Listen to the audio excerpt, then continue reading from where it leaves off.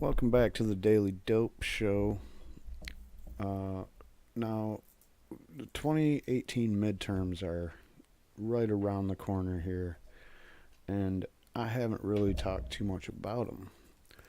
Well, I guess today we're going to do a little profile in a Senate race in Texas against an incumbent, corporatist, Republican, prohibitionist, corrupt, smarmy hack named Ted Cruz versus a progressive, kind of a left-wing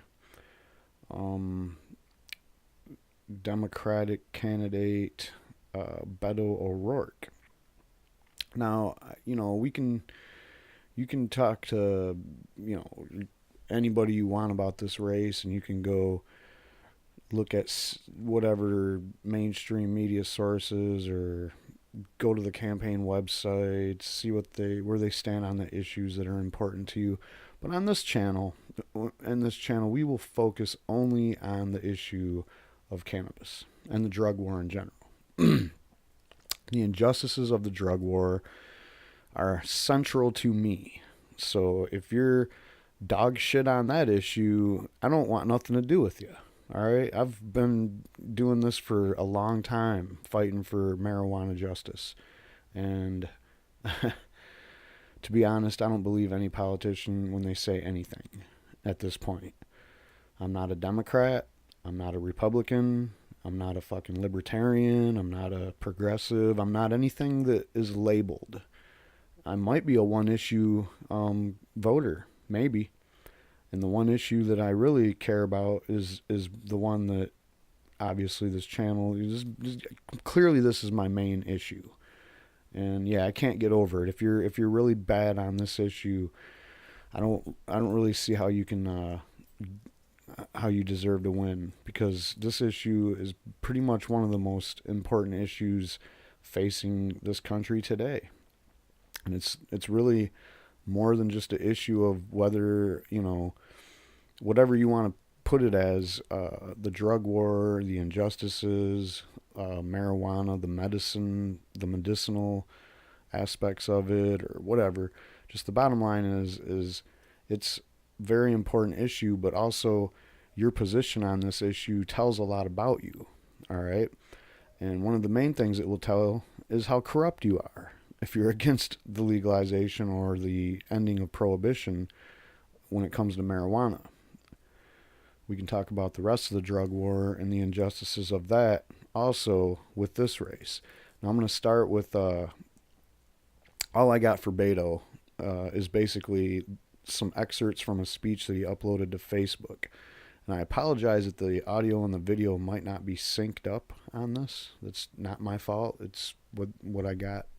It's what I got to go with. So here we go.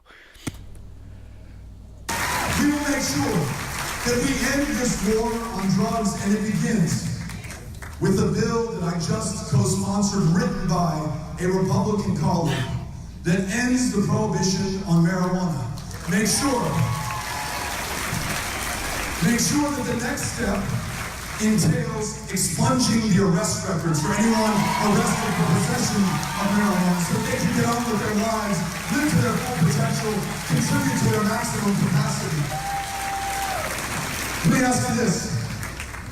In a country where the majority of the states in the union have already decided to make marijuana legal in one form or another, where people in California and in Colorado and in the Northwest are getting filthy rich, legally selling marijuana today, who is going to be the last African-American woman or man to rot behind bars in Texas for something that's legal in almost every other single part of the country? Let's lead the way on reforming our drug laws. Let's end that war on drugs right now, because it is a war on people. Let's free everyone to lead those lives that they are intended to lead, if only they are free enough to do so. And if only they are well enough to do so. You have to ask yourself, who have we become? A prison population in this country that is the largest per capita of any country in the world right now. How can that be? The United States of America, and I talked about all of the sacrifice and the service that preceded us, this noble notion set down in paper 242 years ago that all of us were created equal. And within each one of us, unalienable, meaning no one can take it away from us, is our life, our liberty, and our ability to pursue our own happiness. How can we be putting more of our own behind bars than any other country? And tell me this, how can that prison population be so disproportionately black and brown, African Americans and Hispanic Americans doing time? 1/3 there for nonviolent drug crimes, and though Americans of all races use and deal illegal drugs at the same rate, only some Americans of some races will be arrested and doing the time. How could that happen in this country? We can and we must change that, and we will. And let me ask you this. After all of that sacrifice, after all of that service, after all of these noble intentions that we try to live up to, how can it be in this day and age, in this very year, in this community, that a young man, African American, in his own apartment, is shot and killed by a police officer? And when we all want justice and the facts and the information to make an informed decision, what is released to the public? That he had a small amount of marijuana in his kitchen. How can that be just in this country? How can we continue to lose the lives of unarmed black men in the United States of America at the hands of white police officers? That is not justice. That is not us. That can and that must change. Are you with me on this?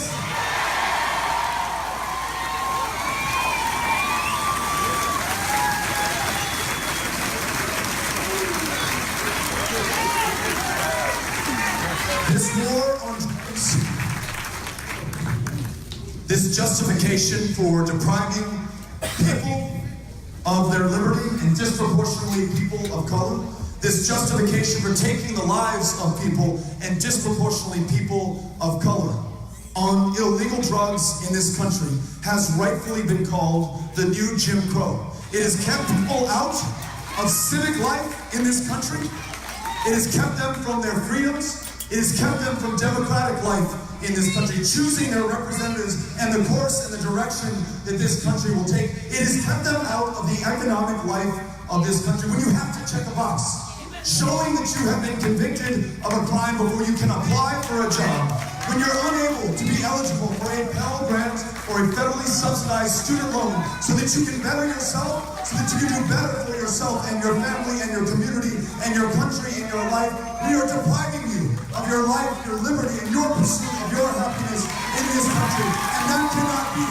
That cannot be. That is something that we can and we must and we will change in this country.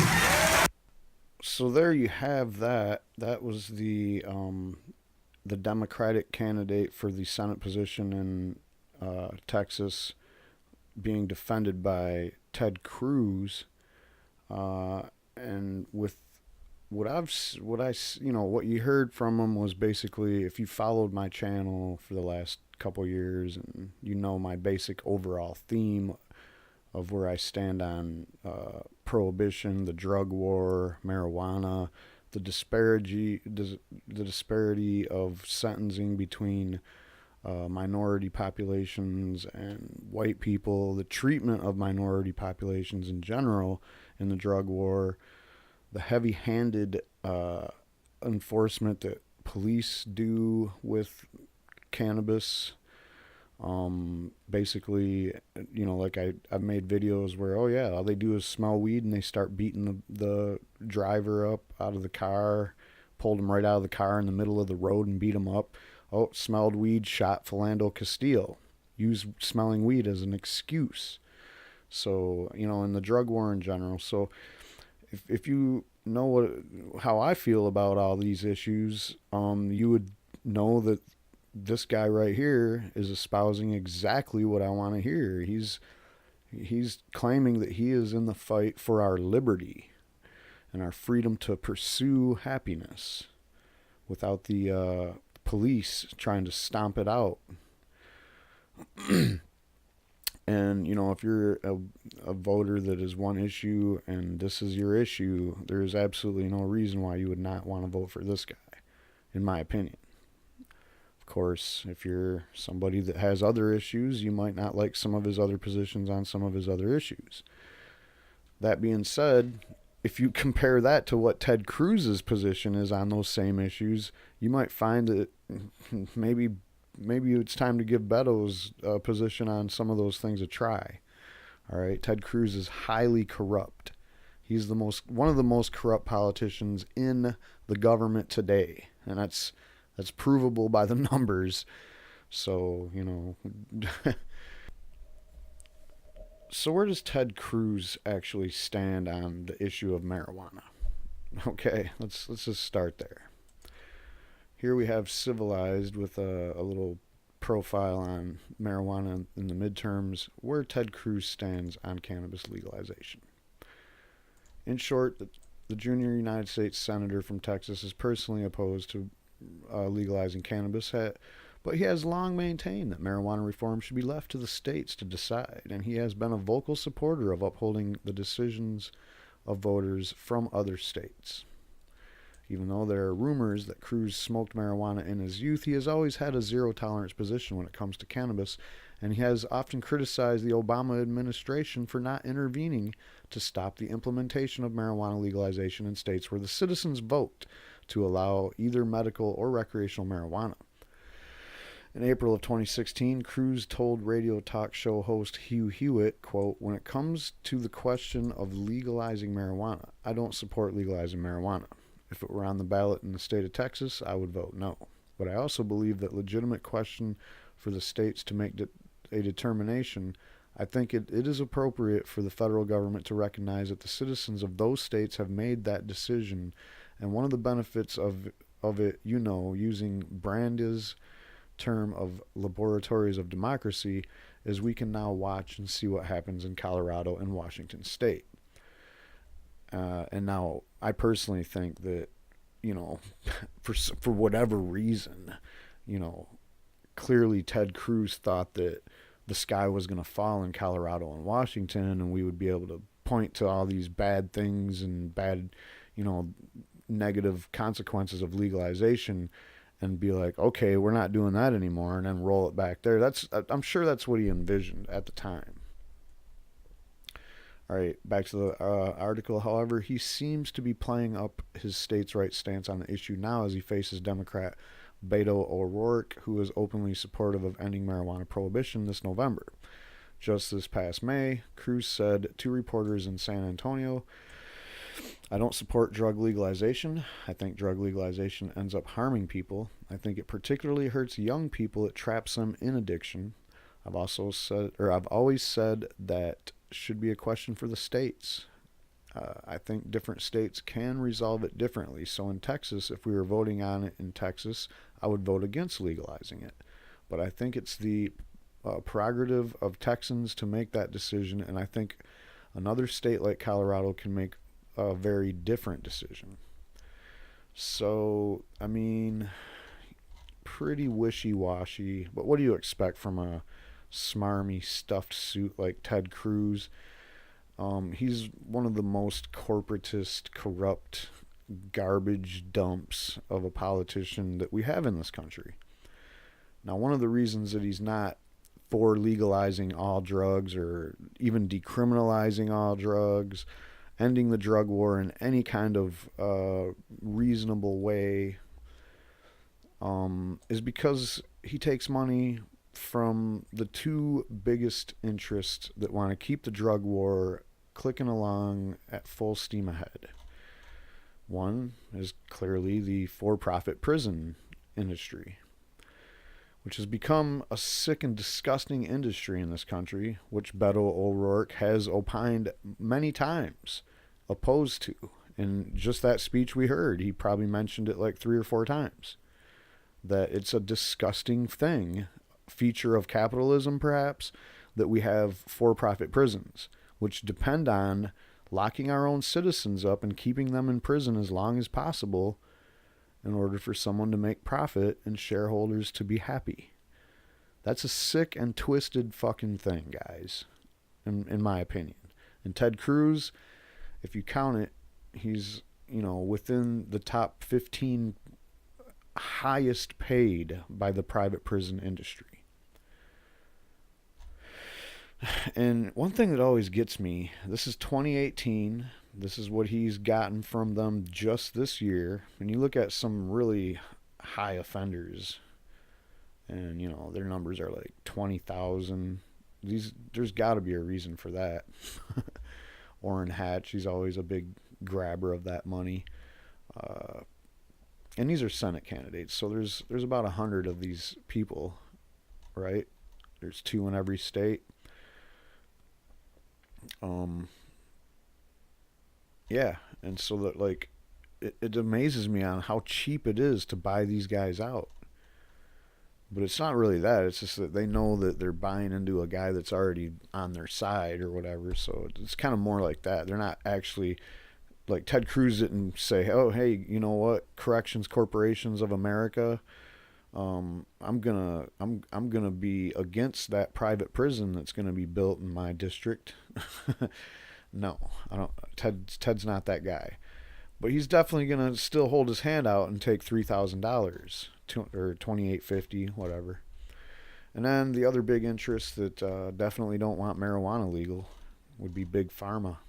And when you look at the list of the 2016 presidential candidates, Ted Cruz was on the halfway mark between Hillary and Donald Trump. Now, Hillary, historically speaking, and in that election, garnished the most big pharma money. I don't know if this includes dark money too, but we know that this is just the on the paper money that you show and you're like, okay, and we know it's from what sector, and it's from Big Pharma. Ted Cruz is down here at about a third of what Hillary grabbed, and that's why you don't want marijuana legalized anytime soon. That's why he'll do whatever he can to prevent medical marijuana from actually becoming something good, if he can do it. I mean, if all it is a senator dropping a vote, hey, that's pretty important stuff in these elections that happen in the Senate these days. Almost every time it's decided by 1 to 3 votes. And usually it's because Democrats will vote with Republicans and pass everything that Trump is doing. So that's all he's about.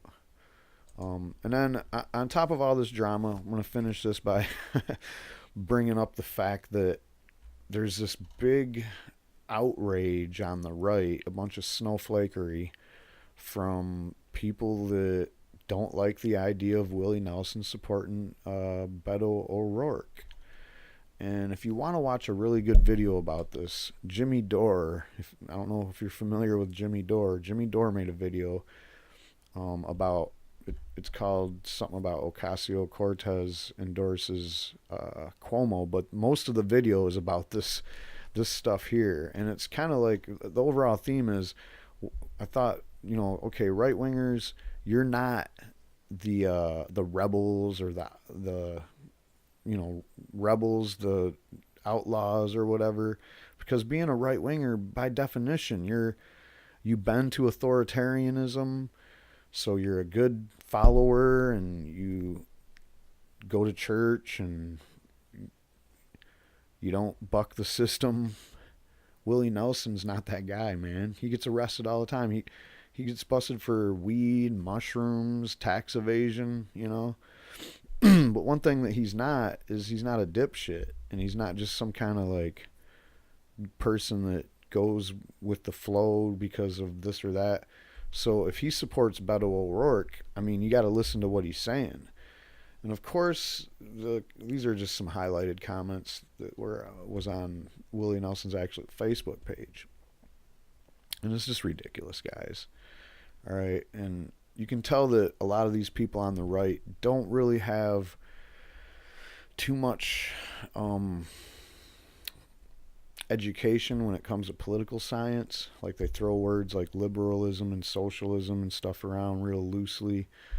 Uh, but overall, it's just look at this one. Goodbye, Willie. I don't support socialist commies. That's just who's the commie? So I don't even know if Beto O'Rourke is a socialist. I mean, some of the policies that people are calling socialist that's a little bit of a stretch, man. You might want to look up the definition of the word. And if we're calling things socialism just because the government pays for something that the people get to have, okay, what about the banks? We paid for them to get bailed out trillions of dollars. What's that? Is that socialism? What about the military? They get the military industrial complex, not the military. I'm not talking about the people that actually wear uniforms.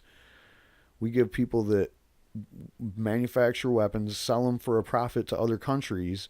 We give them a big welfare check every year. This year it's higher than any year than when we were at full-blown war with Iraq. That's welfare. That's socialism, if you want to call it. What's socialism? Come on, man. You give the money to the government and they're supposed to do something with it, right? Are you expecting absolutely nothing for that? Just more bombs? More bombs and more tax breaks for billionaires? So I don't know.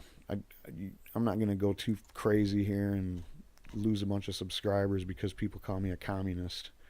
But meanwhile, this is just absurd. Willie Nelson, call him whatever you want, but he's not an idiot. All right. That's all I got on this. Have a good one.